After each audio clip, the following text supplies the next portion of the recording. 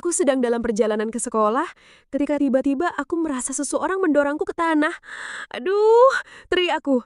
Aku jatuh ke samping, tapi sebelum sempat bangun, aku merasa ada yang memborgolku. Awalnya, aku sempat senang dan berpikir mungkin itu kekasihku yang sedang bercanda. Maksudku, aku sudah memberi sinyal padanya beberapa minggu terakhir. Tapi lalu, aku mendengar suara mobil datang dan seseorang berteriak, "Cepat, buka pintunya! Apa-apaan ini?" Saat aku sadar sedang diserang, aku berusaha melepaskan diri, tapi penculikku sangat kuat. Dia tidak membiarkanku pergi. Dia menyeretku ke dalam minivan dan menutup pintunya. Aku punya fobia ruang sempit. Tak lama kemudian, aku pingsan. Aku terbangun dengan sakit kepala paling parah yang pernah kurasakan. Aku berada di ranjang kecil di ruangan tua dan berdebu. Siapa yang membawa aku ke sini? Aku pergi ke pintu dan mulai mengetuk keras. "Keluarkan aku dari sini! Hello! Tolong aku!" Aku berhenti berteriak dan menempelkan kepala ke pintu. Aku mendengar seseorang berkata, Dia bukan orangnya, bodoh. Aku bilang rambutnya pirang. Yang ini rambutnya coklat. "Wait, mereka membicarakan aku?" Aku mendengar langkah kaki mereka mendekat, jadi aku mundur 2 langkah. Pintunya terbuka dan seorang pria muda masuk. Dia ganteng, sangat ganteng. Dia menatapku dan berkata, Dengar, maaf, ini hanya permainan. Kami bermaksud menculik gadis lain secara pura-pura untuk bercanda. Tapi temanku salah orang dan memilihmu. Apa? Teriakku. Kau bercanda? Hampir saja aku kena serangan jantung dan kau bilang ini cuma permainan. Aku akan lapor polisi. Pria itu tampak panik dan mulai berkeringat. Aku menatapnya dengan gemetar. Tak tahu harus berbuat apa. Dia berkata, Maaf, beneran. Ini cuma permainan. Kami nggak berniat menyakitimu. Kami cuma 2 anak SMA bodoh. Melihat dia panik dan kebingungan membuatku sedikit iba. Jadi aku berkata dengan nada sarkastik, "Kalian kalah. Kupikir kalian geng kriminal yang mau memeras ayahku. Minggir, aku mau keluar." Aku mengambil tasku dan menuju pintu. Pria itu tersenyum bodoh dan berkata, Wah, semudah itu. aku tidak menjawab. Aku langsung keluar, pesan taksi, dan kembali ke sekolah seperti tidak terjadi apa-apa. Mereka hanya merusak pagiku, pikirku. Aku pikir aku tidak akan pernah melihat pria itu lagi. Tapi, seminggu kemudian, aku melihatnya bekerja di restoran cepat saji baru di daerahku. Dia jadi kasir. Saat melihatku, dia berkata, Ini dia gadis terkuat yang aku kenal. aku tersenyum dan berkata, dan ini dia cowok paling cemen yang aku kenal. Dia tertawa dan memberiku kembalian serta selembar kertas berisi nomornya. Tulisannya, aku ingin mengajakmu kencan. Ini nomorku kalau kamu tertarik. Nolan. Awalnya aku tidak berniat menghubunginya. Tapi aku terus memikirkannya. Dia lucu dan kami mungkin pasangan yang cocok. Aku belum pernah pacaran sebelumnya dan ingin merasakan bagaimana rasanya. Malam harinya aku mengirim pesan.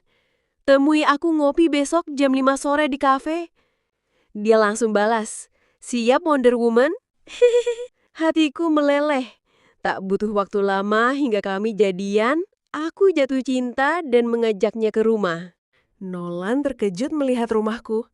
Dia tidak tahu bahwa ayahku sekaya itu. Rumahku seperti istana dan aku punya semua yang diimpikan gadis seusiaku. Nolan jadi tidak percaya diri karenanya. Aku lihat dia terpana melihat sekeliling. Seperti tidak percaya bisa berada di tempat seperti itu. Ada yang salah? Tanyaku. Dia bergumam. Nggak cuma kamu bener-bener kaya. Itu ayahku, bukan aku, kataku. Berharap membuatnya merasa lebih nyaman. Sayangnya, tidak berhasil. Setelah beberapa kali ke rumahku, Nolan makin terganggu dengan fakta bahwa aku punya segalanya. Setiap kali dia membelikanku minuman, dia berkata, Kamu pasti pernah minum yang lebih enak.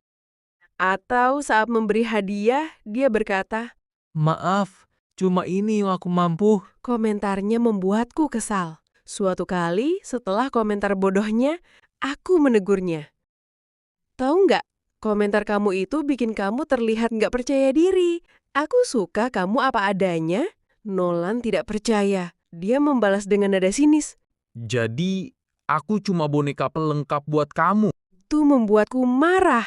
Aku bertanya, maksudmu apa? Dia jawab, Aku cuma jadi pajangan. Lihat nih, aku punya cowok yang cinta mati sama aku. komentarnya menjijikan. Aku berteriak, kalau kamu mikirnya begitu, mungkin kita memang gak cocok. Dia menjawab, Ya udah.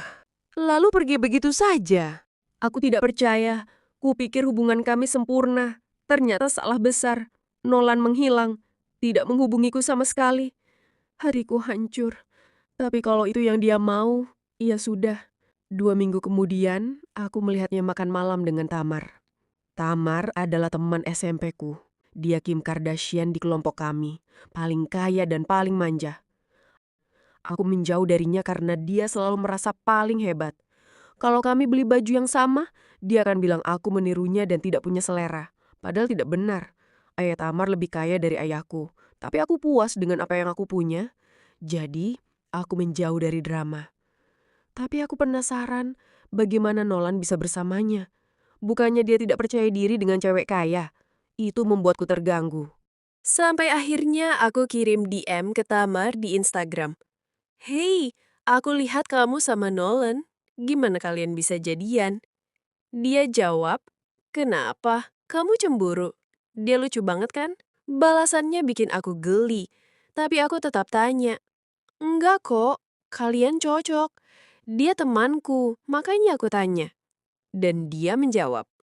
Ceritanya lucu sih. Nolan salah menculik aku saat main-main sama temannya. Terus kami cocok. Dasar penipu. Jadi itu cara dia dapat pacar. Untung kami putus. Aku bodoh karena sempat sedih saat kehilangan dia. Terserah Tamar mau sama dia. Besoknya ayah memanggilku ke kantornya. Dia terlihat cemas. Dia tanya, "Nak, kamu lihat jam tangan Rolex ayah? Harusnya di sini." Aku jawab, "Enggak." "Kenapa?" Dia bilang sudah hilang beberapa hari dan gak ketemu. Lalu dia menambahkan, "Gak apa-apa, mungkin ayah lupa." Aku kembali ke kamar, merasa sedih. Jam itu favorit ayah, karena hadiah dari ibu sebelum beliau meninggal. Dia selalu memakainya. Aku mulai mencarinya kemana-mana. Lalu, tiba-tiba teringat sesuatu. Saat Nolan ke rumah, dia sering ke kamar mandi. 3 atau 4 kali. Waktu aku tanya, dia bilang punya masalah pencernaan. Aku tidak ingin mempermalukannya, tapi mungkin dia yang ambil. Gak mungkin, dia memang suka bercanda, tapi bukan pencuri. Aku berusaha mengabaikannya. Tapi pikiran itu terus muncul. Akhirnya aku tanya Tamar, apakah dia lihat sesuatu yang aneh dari Nolan? Tamar kesal. Dia bilang semuanya baik-baik saja dan memintaku berhenti gangguin. Aku malu, tapi aku nekat bertanya satu hal lagi. Hei Tamar, sumpah ini pertanyaan terakhir. Kamu kehilangan barang mahal akhir-akhir ini. Kupikir dia akan memblokirku, tapi dia diam sebentar lalu berkata, sekarang kamu bilang begitu, aku kehilangan cincin berlian. Dasar penjahat licik, aku tak tahan lagi. Aku jelaskan semuanya ke Tamar. Tentang Nolan dan kecurigaanku soal jam tangan ayah. Tamar marah besar karena dia juga ditipu. Kupikir dia lebih marah karena aku pacaran duluan. Tapi akhirnya kami sepakat balas dendam. Suatu malam, Tamar mengajak Nolan makan malam di restoran mewah. Saat makan, Tamar pura-pura ke kamar mandi. Sebelumnya, dia lepas gelang emas mahal dan memasukkannya ke tas. Aku duduk di meja sebelah dengan kamera siap. Tapi sayangnya, Nolan tidak berbuat apa-apa. Kami kira dia akan tergoda mencuri, tapi ternyata tidak. Kencan selesai tanpa kejadian. Tamar pulang ke rumah dengan Nolan. Aku mengikutinya dan menunggu di mobil. Aku bosan jadi buka Instagram.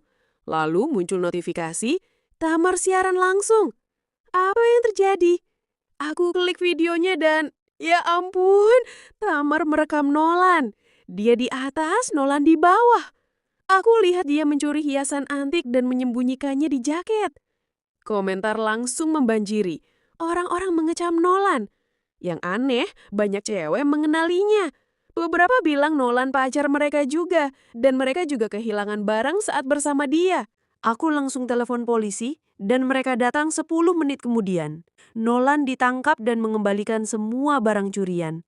Dia dipenjara 3 tahun bersama teman-temannya yang membantu penculikan palsu itu. Setelah semua selesai, aku menemui Tamar untuk berterima kasih. Ayahku mendapatkan kembali jam tangannya dan dia sangat senang. Kupikir aku bisa berteman lagi dengan Tamar. Tapi saat aku telepon, dia berkata dengan nada menyebalkan. Kamu nggak usah makasih-makasian. Kamu tetap jangan bikin masalah lagi dasar. Astaga, dia memang tidak akan pernah berubah. Apa pendapat kalian tentang kisahku? Tulis di komentar ya. Jangan lupa like dan subscribe channel ini.